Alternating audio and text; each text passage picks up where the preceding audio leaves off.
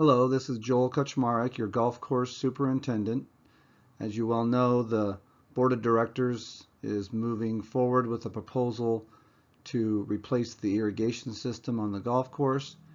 And I know many of you are asking, do we really need a new irrigation system? And so I made this video to kind of explain the current issues on the golf course with our irrigation system. An irrigation system is comprised of several different components like pipe, wire, sprinklers. Over the next 30 minutes, I will provide a description of each of those components, and then I will share with you the age and condition of each of those components. And then lastly, I will talk about the current performance of our irrigation system and the performance enhancements that you might expect to see with a new irrigation system. Before going into detail, I just want to make sure that everyone understands some of the basic terminology in regards to irrigation systems. And so I'm just going to go over a few quick terms here. One of them being, if you look at this map here of the golf course, you can see these colored lines. There's green, blue, red, and these lines represent the irrigation system main line. This is a picture of some main line being installed on a golf course.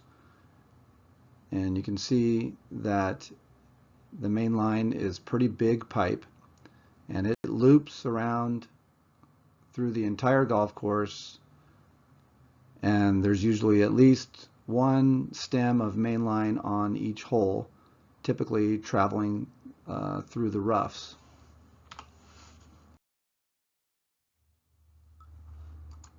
This picture shows some main line in the ground. So this is the bigger pipe here, the main line, and then off of the main line comes this smaller pipeline. This is a valve here, and this branch of smaller pipeline is called the lateral line.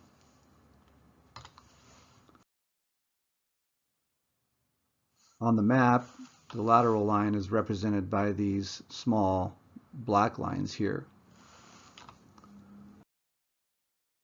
The lateral line is usually installed with a vibratory plow, such as this machine you see here, and you can see that it's not very disruptive, which is nice.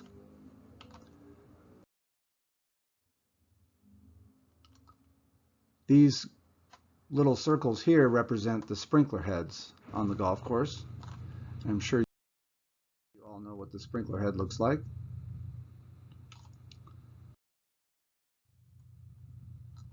Then also we have these little icons here with numbers on them. These represent the location of the satellite boxes or the pedestals on the golf course.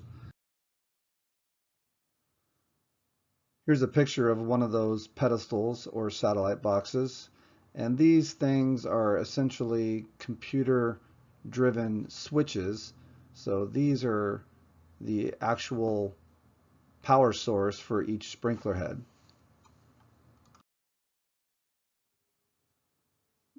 Then those satellite boxes or pedestals, we have 23 of them, by the way. They are talking to each other, and they're also talking to the central computer, which is what you see here. This is in my office. The central computer does all of the hard calculations for each day's watering, and it sends this information out to those satellite boxes. And then at night, the satellite boxes are actually doing the turning on and off of the sprinkler heads.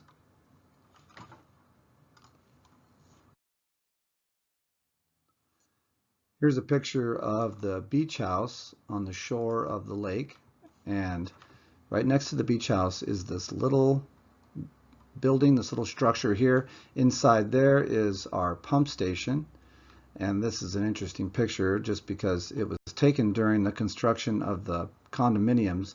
And at that time, for a while, our main line was completely exposed like this. And I remember being very uncomfortable with that situation. Of the pump house, and you can see the roof right now is being lifted off in this picture by a crane, and this is what we have to do in order to do any service or repairs to these pump motors that are down here. You can see those. These are the pump motors.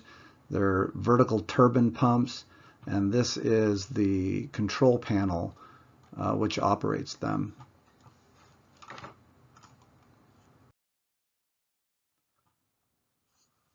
So here's a breakdown of our existing system. This slide was made by Brent Harvey Consulting.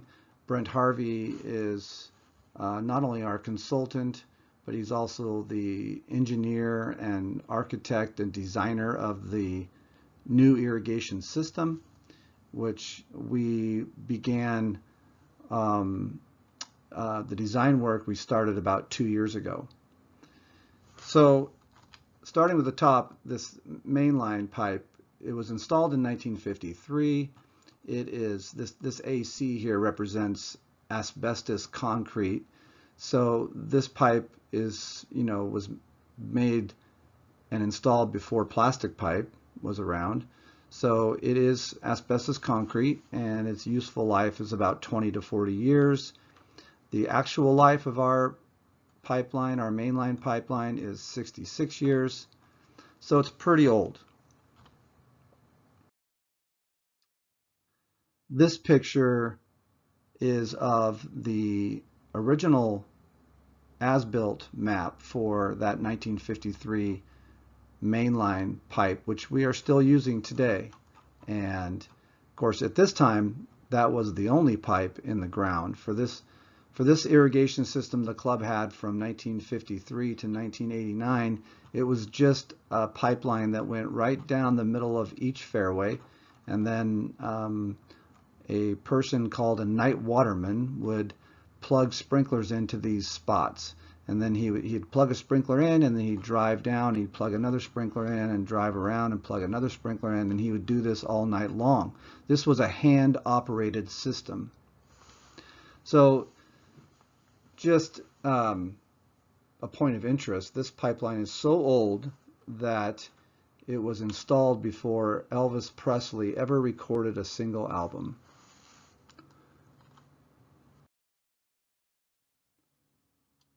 With that said, though, this pipeline has served the club very well.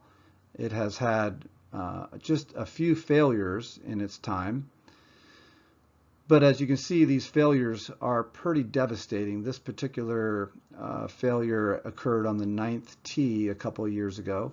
Luckily, we were able to get this repaired, and we did not have the irrigation system inoperable for very long. We actually repaired this and had the system running by that night, the same day, in fact. So that was lucky.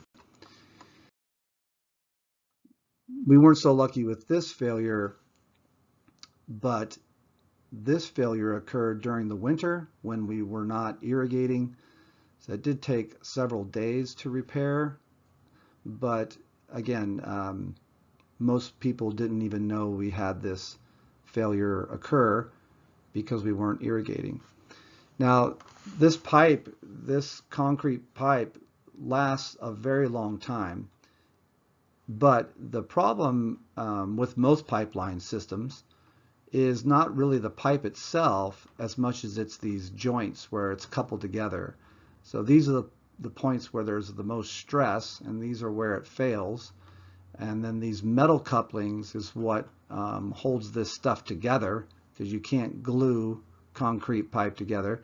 So these metal couplings, they start to rust, and then this becomes the weak point for the system.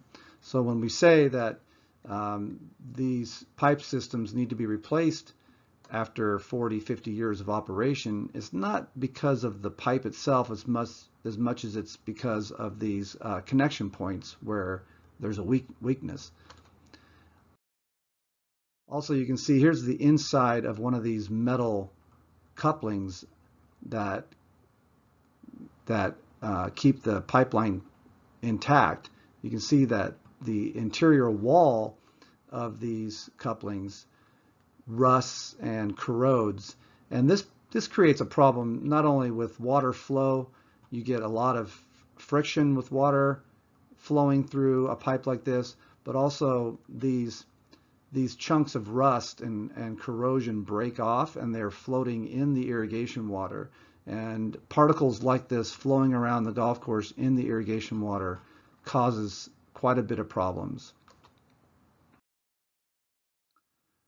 Here's a picture of a leak on our main line that was a very slow leak, unlike that last picture where it exploded like that.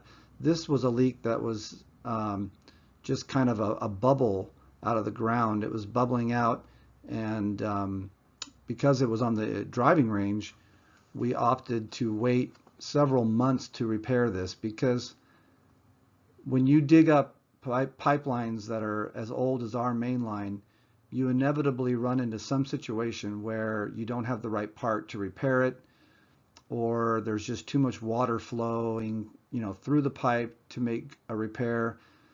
The problem with our 1953 main line is that we also have 1953 valves, and the valves don't operate very well anymore. They don't close the water off tightly enough. And so trying to make a repair on this pipeline with water flowing through it is really difficult. So the easiest way to make these repairs is to completely shut down the entire irrigation system so there's no pressure at all. And of course, we can't do that in the summer because we'd have tremendous turf loss if we just stopped irrigating for any length of time. So then we'll talk about the lateral pipe. The lateral pipe was installed in 1989. The lateral pipe is made of PVC plastic, and it lasts about 20 to 25 years. So our pipe is 30 years old. And here's a picture. Here's a picture of one of the recent leaks that we just had to deal with. Again, notice the leak is at the joint. So the pipe is in good condition and probably would last a long time. But at 30 years is about when all of these joints, or welds you call them, where the pipe has been glued together, these are where we have failures. And we have been having an average of probably 6 to 8 of these failures, and annually, and it seems like that number just keeps growing every year now that the system is really starting to age. When these plastic joints start to fail, you get these turf bubbles. Sometimes you see these turf bubbles come up, and this causes quite a bit of damage. This is on the edge of a putting green. Obviously, it's going to you can repair this leak pretty easily, but the turf damage here is not going to be repaired very easily. It's going to take some time for that green to get smooth again. Like in this situation, this is another failure of a water line near a putting green, and you can see that it's ripped up a lot of the turf. So it's maybe pretty simple to repair the pipe, but it's not going to be easy to repair the damage that's been done. And again, when you get failures close to putting greens, you inevitably sometimes see failures like this, where the pipe has been running all night long, pushing dirt up onto the green, and obviously this is a pretty big mess. Easy to repair the pipe, but the damage made is pretty severe. By the way, on the subject of water pipe, the new system we're proposing will be made entirely of HDPE pipe, which is not assembled with glue. It is welded using heat fusion. So it is estimated that HDPE pipe can last upwards of 50 to 100 years. So then the controllers on the golf course, they were installed in 2010. So they're not the original controllers. And controllers typically last about 10 to 15 years. Are currently about 9 to 10 years old. So there's a little life left in our controllers, which is why our controllers are working very well. Here's a picture of the original controllers on the golf course, or satellite boxes, you can call them. These were obviously installed in 1989, and then we upgraded to these newer boxes. You can see that the components are much more advanced, and these boxes work very well. We have very little problems inside these boxes, but right now, with the system being 30 years old, we're starting to see problems with the power wires that run through the golf course and go to each one of these boxes. Here's a picture of a splice box of these power wires. Now we have literally hundreds of these splices on the golf course in the power wire. And to date, we have not had much issue with these splices, but this last March, that's why I have this picture, is because this particular splice failed, and it didn't look any different than the other splices, but inside that splice, that sealed splice, it had gone bad, and we lost power to probably a third of the golf course just because of this one little splice. And like I said, we have hundreds of these splices on the golf course, so it's very likely that we are going to see a lot of problems with power going forward, which could be devastating if this happens during irrigation season.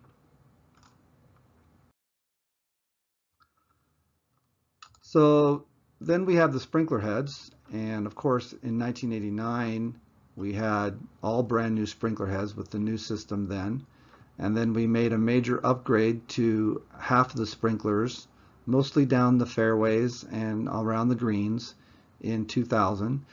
And sprinkler heads typically are good for 10 to 15 years. Here he says 10 to 12. Our sprinklers now are, most of them are on the probably 20 years old, but we have a lot of these 1989 sprinklers still out there in the rough, so a lot of our sprinklers are 30 years old. And with the sprinkler head, right here, there's this little control switch here. You can manually turn the sprinkler on or off with this little switch.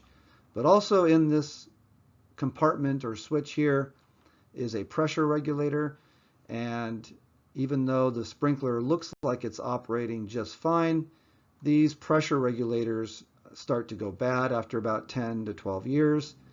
And the sprinkler might be running at the wrong pressure, and that can have serious effects on the performance of the sprinkler. This sprinkler in this picture is operating just fine,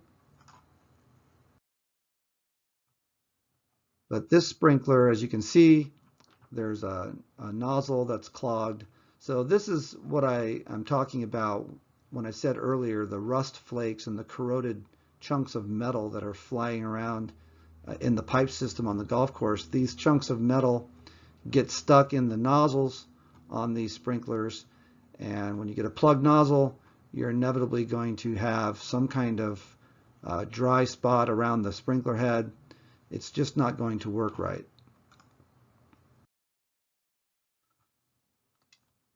So the irrigation pump is in good shape. We installed our current system in 2005. Typically, these pump stations can last 15 to 20, I would say probably 30 years is what we're thinking about for our pump station. But that is when I'm talking about the pump station as a whole. The parts or the components of the pump station are being changed frequently. We've already changed a couple of the pumps and a couple of the motors, and we're currently looking at upgrading the main power panel so that it has the current technology. But we are definitely in a maintenance mode. We're not talking about replacing the pump station. Lastly, the last component of the irrigation system is the central computer. This is kind of like your cell phone in that you change this thing, every couple of years just because of new software, new firmware, new technology. This computer is attached to the internet, and of course, with that means there's all kinds of new advancements all the time, so we're always taking advantage of those new softwares, and so this particular component gets changed out pretty frequently, but it's not a very expensive unit. It's about the price of a cell phone. Usually it's just really a basic computer.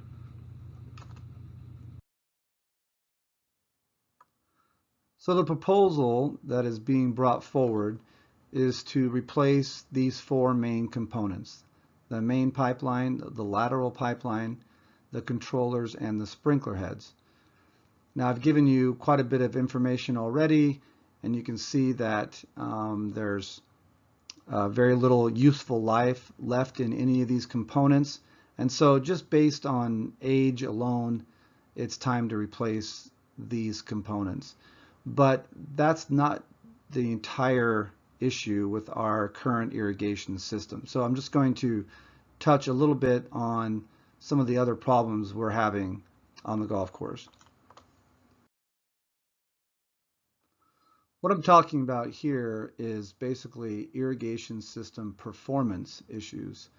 And as you can see by these brown areas around the sprinkler heads, we definitely have something that isn't quite right. And this is because the design of the system isn't the best. Here's a picture I took with my drone last summer, and you can see in this photograph that these three sprinkler heads appear to be operating just fine, but there's obviously some green areas and some brown areas. It's pretty clear that the water is not being distributed very equally across the playing field. There's a lot of potential problems here. Again, one of these sprinkler heads might have bad pressure because the pressure regulator is old. It might have a small piece of rust or stone stuck in one of these nozzles. Even though it looks like it's operating fine, it might not be. But one of the main reasons we have poor water distribution on the golf course is because of sprinkler head spacing. The distance between the sprinkler heads is what we call sprinkler head spacing, and right now our golf course is spaced at 70 feet. 70 feet is an acceptable distance given a certain sprinkler head and a certain pipeline size, pressure, and all those things. But with the current sprinkler we have and the pipeline we have, 70 feet is way too far. You can see this other sprinkler head over here, and again these are all spaced 70 feet apart, but this sprinkler head here is supposed to be throwing to this sprinkler head over here, and clearly it's not throwing far enough to reach that. And again, the spacing on our system is too far. Um, by today's standards, it's pretty accepted that 60 foot is the optimal sprinkler spacing. So the new system that we're proposing would have 60-foot sprinkler head spacing, and so you would have a much more uniform distribution of water here. Less wet, soft areas, less dry, hard areas, and a more perfect, uniform playing surface.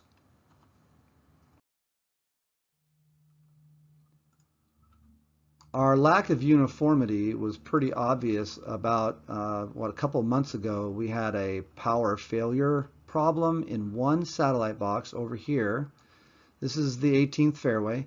And so the water did not run for one night, and it was a pretty hot, dry day. And you can see that some of the areas that were already dry and not getting enough water, they got so dry that they died. The grass died, and it was under so much stress that even the weight of power carts was killing the grass in some of these areas. Yet there were some spots that were clearly plenty wet and plenty green, and they, look fine. So this is an obvious image of just how ununiform the water is being distributed on the playing field.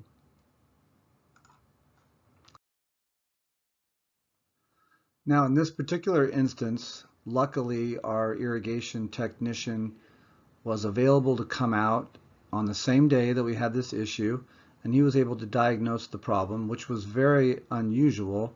I mean, like I said, these boxes have been working very well for us for the last 10 years.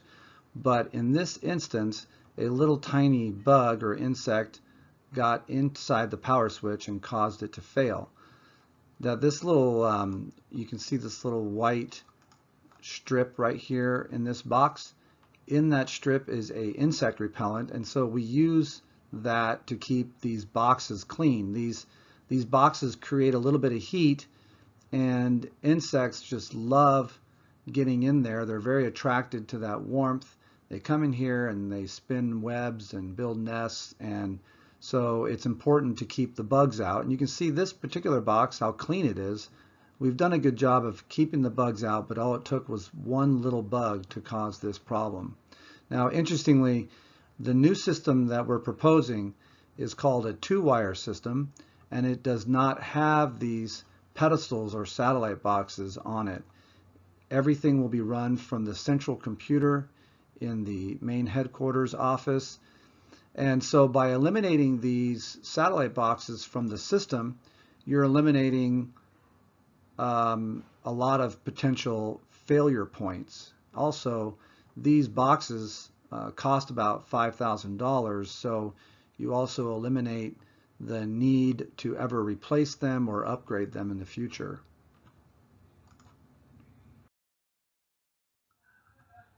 Another issue, in addition to spacing being a problem with our current system, is the issue of control. And when I say control, I'm meaning the ability to control each sprinkler head.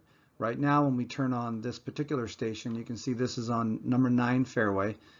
These 3 sprinkler heads come on at the same time, and this is very typical. Most of the fairways and roughs on the golf course have 3 stations that run, or 3 sprinklers that run at the same time.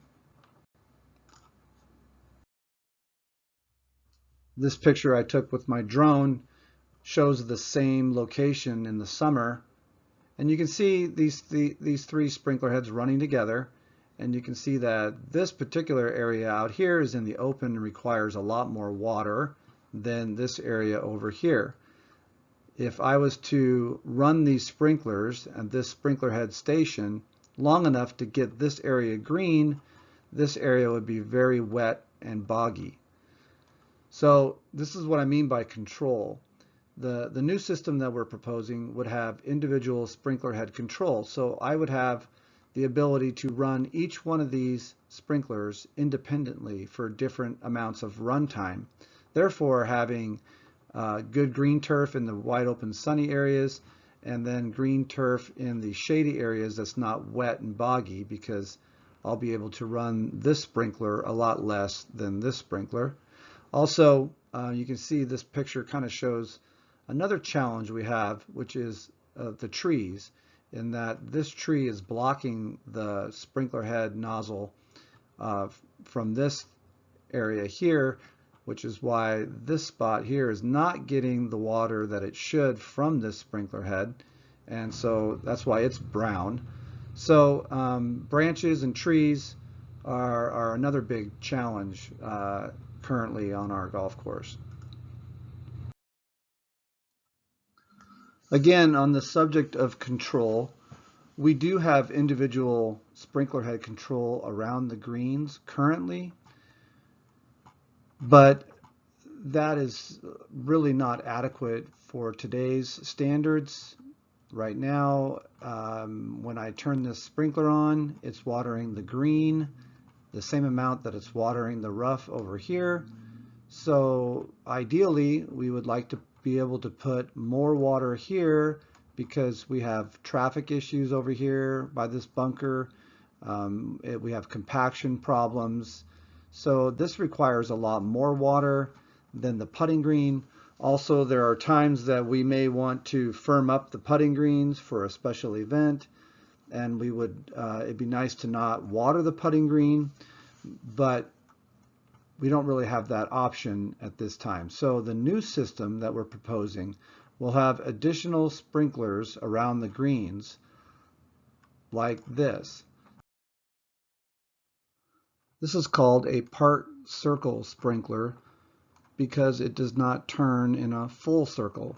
With the addition of this sprinkler around the greens, now we can put more water over here where it's required without overwatering the green or the approach.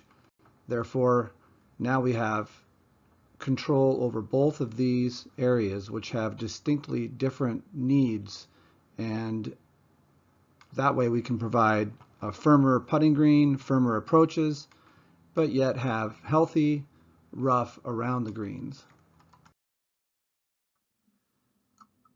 This drone picture that I took really kind of sums up all of these issues that I'm talking about with our current irrigation system.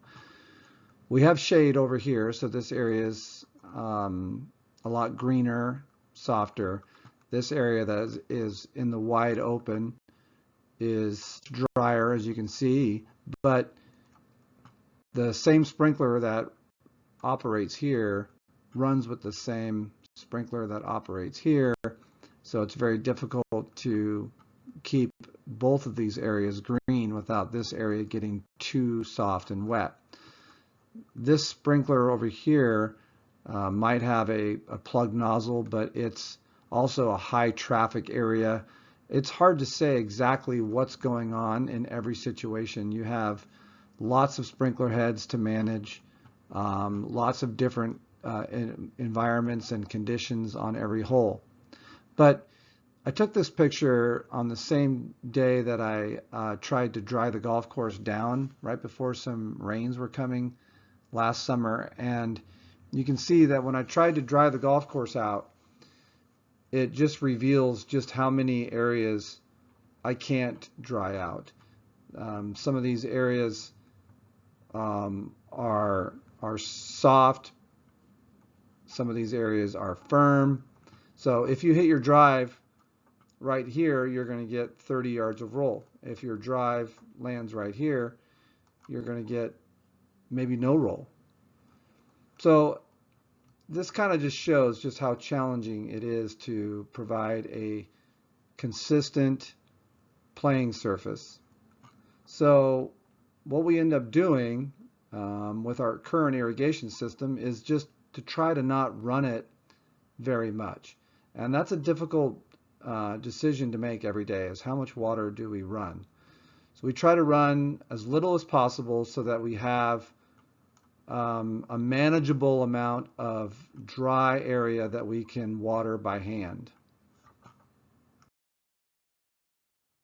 We spend a lot of time like this, holding a hose, trying to keep those brown areas from dying, and basically trying to water as little as possible because some of these green areas between the brown areas are just plain so soft. We deal with those soft areas a little differently. Here's, you can see the dry area around this sprinkler head, but then just nearby, we're running this aerifier machine, poking holes in the ground, trying to dry up and firm up this area, which is green and soft. So we're spending a lot of time and energy trying to compensate for the poor performance of our current irrigation system. So just some final thoughts. I know I've run on a long time here, but I just want to make a final point, and that is I get this comment a lot that, hey, Joel, the golf course looks great. Why do we need a new irrigation system? It looks fine to me. So take this house, for example. It's a cute house, looks great, but the roof needs to be replaced. And you might say, well, the roof looks just fine. I don't see why you would need to replace this roof. But if you look closer at the roof, you can see that there's some peeling and cracking. There's some issues in this trough area here. And the roof actually has been just taken care of really well, but it is 30 plus years old. And so it's just time for it to be replaced before you have some major damage. Now, if let's say that you let your roof get so bad that it looked like this, I would say that most people would not allow their roof to go this long before replacing it. So my point is that if the roof looks so bad that it needs to be replaced, it probably should have been replaced a while ago.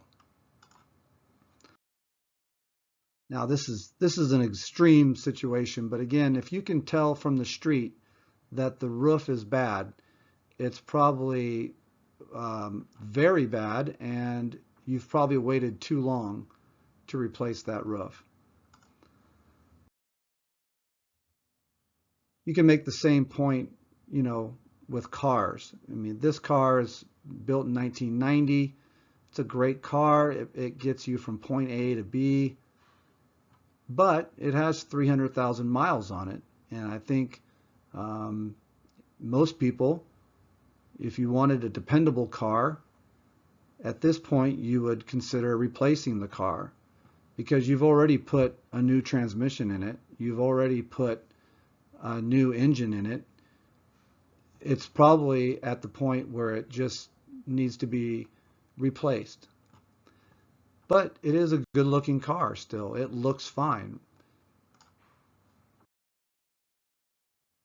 If your car looks like it needs to be replaced, then you've probably not done a good job of taking care of it, and you've probably waited way too long to replace that car. So I know that was a lot of information, but I really appreciate you sitting through this presentation. Thank you for listening. And you can always contact me. My email and phone number are easily available. If you don't know, you can call the office. And feel free to contact me anytime if you have any questions or concerns regarding this irrigation system proposal.